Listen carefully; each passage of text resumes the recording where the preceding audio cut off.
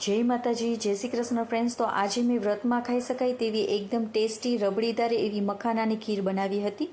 તો તેની માટે સૌપ્રથમ આપણે 1 ચમચી જેટલા ઘીને ગરમ કરી લેવાનું છે.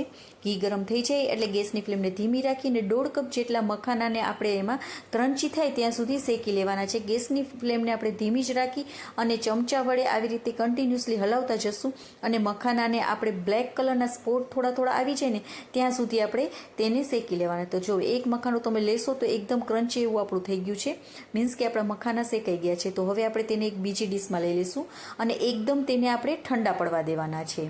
તો ઠંડા પડી જાય પછી આપણે તેને એક મિક્સર જારમાં લઈ લેવાના છે અને તેને આપણે પલ્સ મોડમાં ચાલુ બંધ કરી અને પીસી લેવાના છે. ચાલુ બંધ કરીને પીસવાના, જેથી કરીને થોડા મખાના આપણા આખા રહેશે અને થોડાનો આપણે ભૂકો થઈ જશે.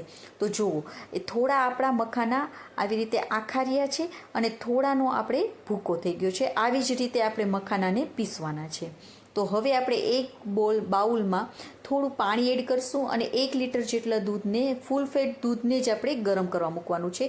ગેસની ફ્લેમને આપણે મીડિયમથી લો રાખવાની છે અને થોડા કેસરના તાંતણા પણ નાખી દેવાના, જેથી કરીને જ્યારે આ દૂધ ગરમ થતું હશે ને ત્યારે જ તેનો કલર એકદમ સરસ આવશે અને અલગથી આપણે કેસરના તાંતણાને પલાળવાની પણ જરૂર નહીં પડે. અને વચમાં આપણે તેને દૂધને હલાવતા રહેવાનું, જેથી કરીને આ દૂધ આપણું નીચે નહીં બેસે. અને કેસર જો તમારે ન નાખવું હોય ને તો પણ તમે તેને સ્કીપ પણ કરી શકો છો. અને આજુબાજુ જે મલાઈ પણ આપણી જે ચોટતી હોય ને તેને પણ આપણે સાઈડમાંથી કાઢતા રહેવાનું. અને હવે 10 મિનિટ માટે આપણે દૂધને ઉકળવા દેવાનું છે. તો 10 મિનિટ થઈ ગઈ છે તો દૂધનો કલર પણ સરસ આવી ગયો છે અને દૂધ આપણું થોડું અડધું પણ થઈ ગયું છે. હવે આપણે ગેસની ફ્લેમને ધીમી રાખી અને મેં અહીંયા એલચીને 3 થી 4 એલચીને ખાંડી લીધી હતી, તે હવે આપણે એમાં નાખી દેવાની છે. તો એ અડધીથી 1 ચમચી જેટલી આપણે એલચીના પાવડર નાખી દેવાનું. સાથે 3/4 કપ જેટલી મેં અહીંયા ખાંડ લીધી છે. તમે આની જગ્યાએ જો તમને વધારે મીઠું ભાવતું હોય તો તમે વધારે પણ નાખી શકો અને ઓછું મીઠું ભાવતું હોય તો ઓછી પણ ખાંડ નાખી શકો. અને થોડા ડ્રાયફ્રૂટના મેં કતરણ કરી લીધી હતી, તે નાખી દીધી. તો મેં ડ્રાયફ્રૂટમાં કાજુ, બદામ અને પિસ્તા નાખેલા છે.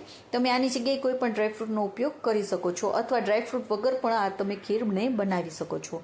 તો હવે 5 મિનિટ માટે ફરીથી આપણે ઉકળવા દઈશું, જેથી કરીને ખાંડ આપણે એકદમ સરસ રીતે ઓગળી જાય. તો જુઓ, 5 મિનિટ પછી આપણું દૂધ ઉકળી ગયું છે. તો હવે જે આપણે મખાનાને પીસેલા છે તે નાખી દઈશું. મખાના નખાઈ જાય પછી આપણે ફક્ત 1 થી 2 મિનિટ માટે જ તેને દૂધને ઉકળવા દેવાનું છે. બહુ વધારે વાર આપણે દૂધને ઉકળવા દેવાનું નથી. તો મેં અહીંયા 2 મિનિટ માટે ઉકળવા દીધું હતું. તો આપણી ખીર તૈયાર થઈ ગઈ છે. તો ગેસની ફ્લેમને બંધ કરી અને એકદમ ઠંડુ પડી જાય પછી તેને આપણે ફ્રીજમાં રાખી દેવાની, જેથી કરીને એકદમ ઠંડી થઈ જશે ને તો આ ખીર ખાવાની ખૂબ જ મજા આવી જશે. તો મેં એને ઠંડી પડી ગઈ પછી ફ્રીજમાં રાખી દીધી હતી. તો જો એકદમ રબડીદાર એવી આપણી આ મખાનાની ખીર તૈયાર થઈ ગઈ છે. તો તમે જોઈ શકો છો એકદમ રબડીદાર એવી આ બને છે અને બધાને ખૂબ જ પસંદ આવશે. તો તમે પણ એકવાર જરૂરથી ટ્રાય કરજો. આ ખીર બહુ જ મજા આવે છે. અને હા, જો તમને આ મારી મખાનાની ખીરની રેસીપી ગમી હોય ને તો પ્લીઝ લાઇક કરજો અને મારી ચેનલમાં નવા હોય તો સબસ્ક્રાઈબ પણ કરજો અને તમારા ફેમિલી અને ફ્રેન્ડ્સને શેર પણ કરજો. તો આવી જ નવી રેસીપી સાથે આપણે ફરી મળીશું. ત્યાં સુધી બાય બાય. જય માતાજી.